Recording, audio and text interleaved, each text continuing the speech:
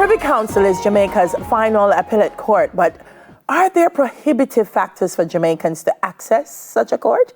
We have asked King's Counsel Peter Champagny to help us understand this issue. Morning. Always a pleasure to have you on Smile Jamaica. My pleasure as well. Good morning, ladies. Good morning, sir. So let's start with the process, Peter. When does a case advance to the level of the Privy Council?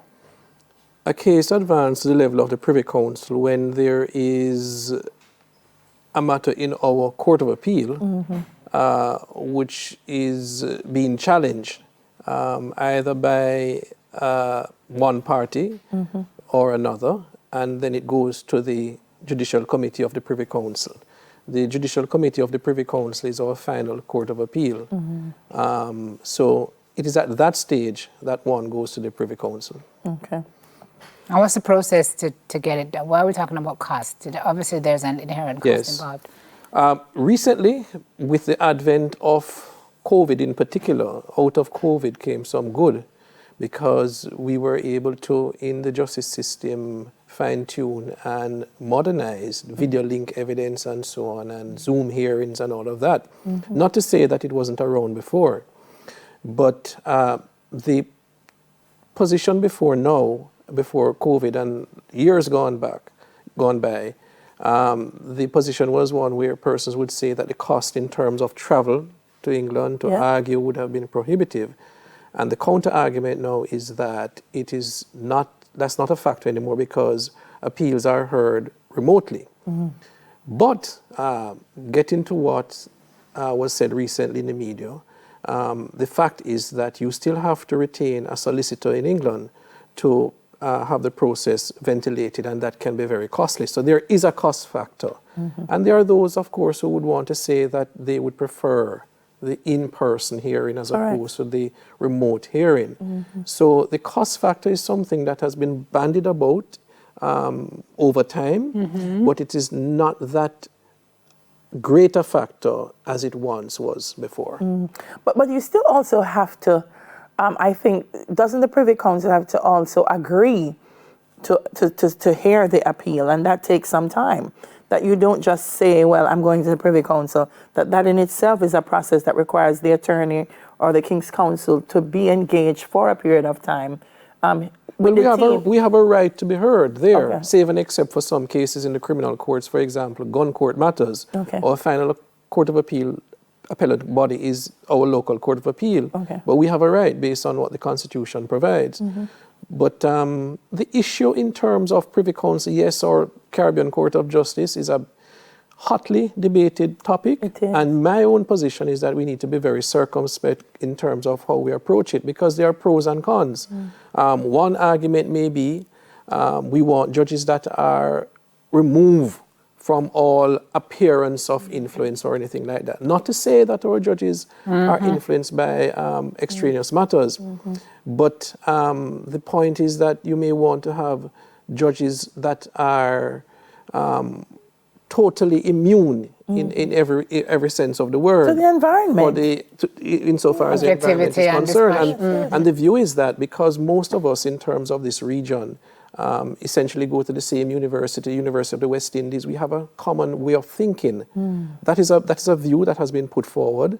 So there are a number of factors in terms of the consideration. It's not something that should be derailed or taken over by emotional reactions rooted in culture and this view about independence and so on. I think we need to have a very clinical examination and a real debate in relation to where we go from here. One of your colleague lawyers, Michael Hilton, KC, in an article he wrote, is actually citing the fact that we don't even know, he said, how their Privy Council judges are selected. As one of the factors that works against us. So you talk about being dispassionate and objective. He's saying the other side of the coin. We don't even know. I mean, he's not saying the other side of the coin, but he's saying the fact that we don't know how they're selected is an issue. But that may also be a positive depending on how you look at it. Are we really concerned in terms of how they're selected? The fact is, what we are concerned about is the the rendering of decisions that are pure and impartial. So the process of selection, one may say that it's not that important, or it may be a good thing that we don't know. And I'm just putting it out there as being devil's advocate. Right. Because my own position is that I think that ultimately we will need our own final court of appeal beyond our court of appeal. But I think that maybe what we need to arrive at is a position where we have sittings here comprised of local judges and judges from overseas to strike that kind of balance. Because I personally have a problem where the final court of appeal, the Caribbean Court of Justice, let us say that is it, it sits in Trinidad. It's headquarters in Trinidad, but Trinidad doesn't use it. They go to the Privy Council. And at the risk of being sardonic or provocative, you have persons who are very passionate about doing away with the Privy Council.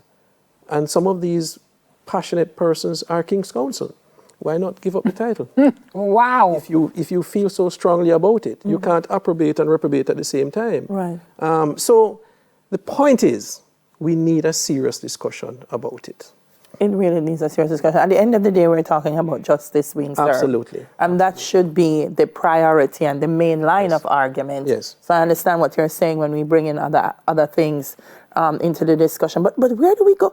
Because, Peter, it seems we tend to debate things. Yeah, I was just about to say, this serious discussion feels like it's being had for such a long time, but then we skirt around the main issues for decades.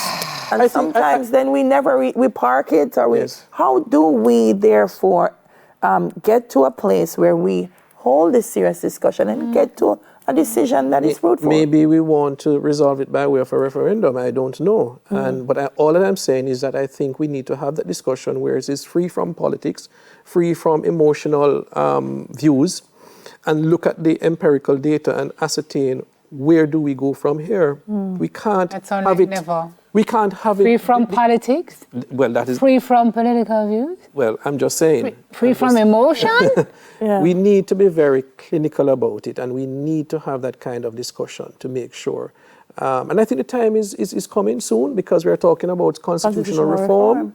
So we may not be too far removed from that position. My challenge with even the idea of constitutional reform and a referendum is the levels of awareness that needs to be raised in Jamaica. We are having this discussion, but if you stop the ordinary man in the street and you say, what do you think about the Privy Council? His response may just be rooted in the ideas of, we want to be independent. But just the appreciation for the law and justice may not be there. True. Justice is not something sometimes that features greatly on the agenda, and it's unfortunate because it's the foundation of order, discipline, and growth in terms of a country, stability. But I wanted to say in concluding that our judges here in Jamaica are amongst the best. And I don't think that should be ignored at all. And that is why I say perhaps ultimately we want to arrive at a position where we have a third level in terms of outside of the Caribbean Court of Justice or the Judicial Committee of the Privy Council, where we have a combination of sorts and have it as an alternative. Kind of a hybrid. Yes. As it stands, you don't think we are disadvantaged by having to escalate? Not necessarily, but the time is coming when we will need, and we need our own final appellate court away from the Privy Council. I'm with you, but we need to put the pillars in place. Yes, we do. So that when we get there, we justice is served. We do. All right, love it. Simone, no, I mean, I hear Peter. I think Peter has sat in this chair like 15 times saying we need to have a discussion about, and you're underscoring your point. I feel like we've been talking about this for as long as I've known myself, and I've known myself a long time. Yes, but you're pretty young. Bring him back. Thank you, Peter. Appreciate it. Yeah, we need to stop talking and start doing. Is all I'm saying. All right. Yeah. That's it. King's Counsel. Jinx. Thank you. Go ahead, lady.